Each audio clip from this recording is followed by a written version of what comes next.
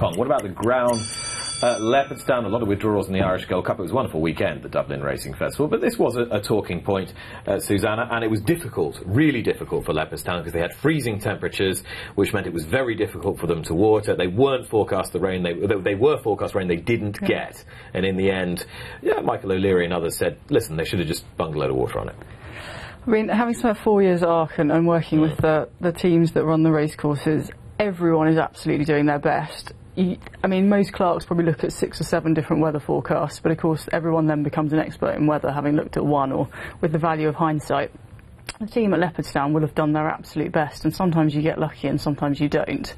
And it's the nature of racing, and it's the thing that makes it exciting, that you never quite know what you're going to get. And unfortunately, on that case, you know, it was difficult ground for some horses, and you've got the withdrawals. But that is the nature of racing, unless we want to go all weather all the time, which most people don't. So Patrick wouldn't mind going all weather all the time, but this time of year, would you? I mean, that would suit you quite well. I've been very encouraged by the talk on this programme about Altior going for the King George.